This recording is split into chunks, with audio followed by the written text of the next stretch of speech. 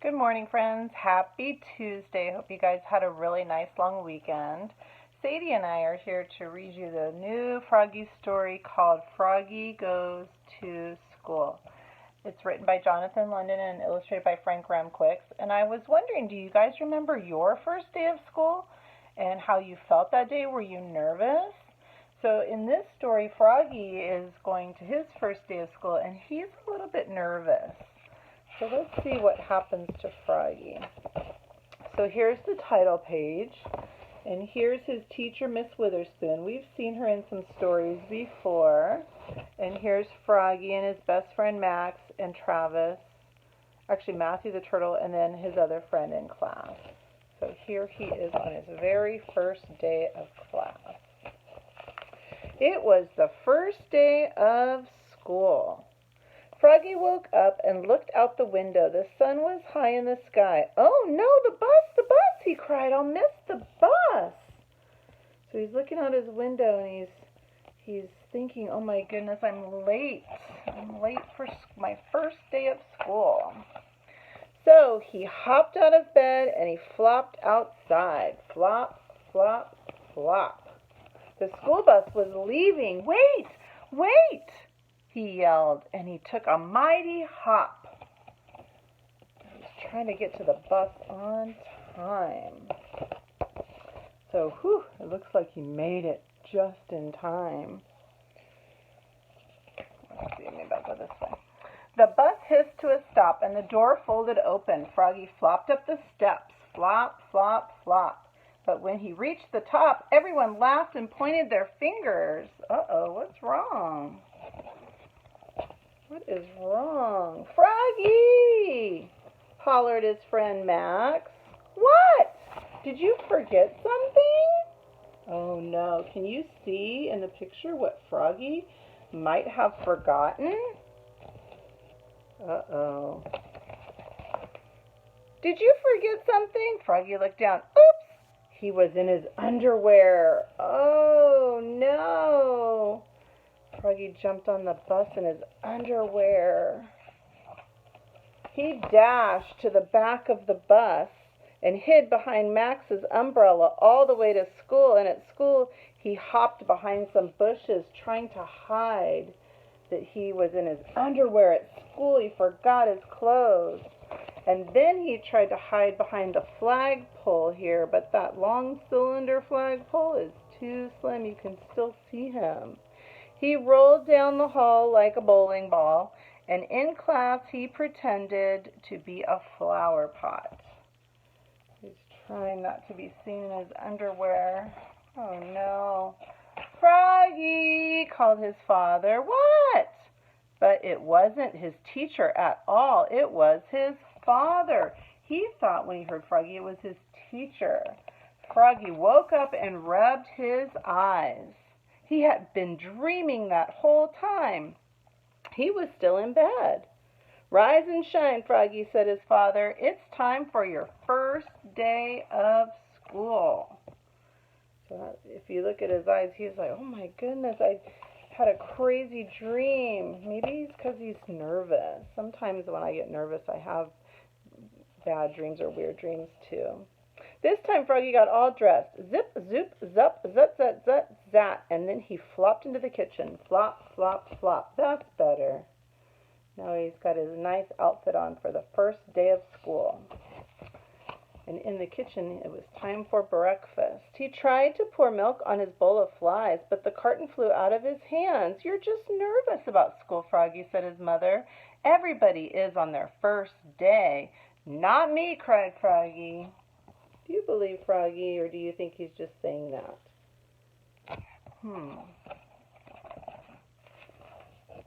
And together they leapfrogged all the way down to the school bus stop. Flop, flop, flop. Here comes the bus. Now he's really going to get on it and go to school. At school, Froggy found his name tag on his table. He liked his name. It was the first word he ever learned how to read. In fact, it was the only word that he knew how to read. And he read it out loud and louder again. Froggy, he said to himself. Froggy, cried Miss Witherspoon. What? Hush, dear. It's time to pay attention and not be so loud. It's a listening time. But it was hard to pay attention. He squirmed. He looked out the window at the falling leaves. He felt like a leaf falling. Plop, he fell right out of his chair. Oops. Kindly stay in your seat, dear, said Miss Witherspoon. We'll sit on the floor at our circle rug time. So there he is, falling down out of his chair. At circle time, Miss Witherspoon said, Now, children, today I'd like you to tell us, what did you do last summer? Who wants to go first? Froggy shouted, me. And so did Max. Miss Witherspoon went, clap, clap, clap, clap, clap. And everybody went, clap, clap. Do we do that sometimes to get our attention? Clap, clap, clap, clap, clap. Sometimes. Then they all grew quiet. Now, one at a time, said Miss Witherspoon. Do I say that too sometimes? I can't hear you guys all at the same time because when you all start talking to me at the same time, I just hear blah, blah, blah, blah, blah, and I can't understand what you're saying, so you have to take turns. So Miss Witherspoon and I feel the same way about that. When Froggy's turn came, he jumped up and said, Last summer I learned how to swim. Do you remember that story we read where Froggy was learning how to swim in the pond? And he sang, Bubble, bubble, toot, toot, chicken airplane soldier. So here he is showing his friends at school the way he learned how to swim by going, chicken airplane soldier, no, bubble, bubble, toot, toot, chicken airplane soldier. And in here is a new character. Now this person at our school is Miss Berlin, but do you know who this is at his school? I think we met him once before. Everybody jumped up and joined in. Bubble, bubble, toot, toot, chicken airplane soldier. When, in walked the principal, Mr. Mugwort. There he is. Bubble, bubble, toot. Oops, cried Froggy, looking a little more red in the face than green. Mr. Mugwort glared at him.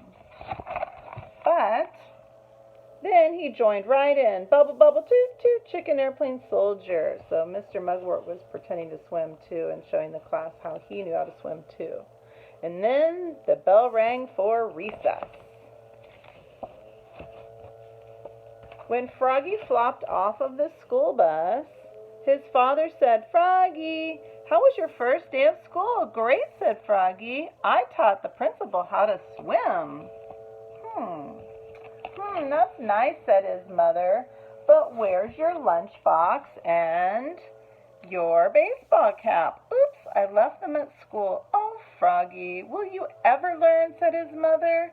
That's why I'm going to school, Mom. And together they leapfrogged all the way into the house.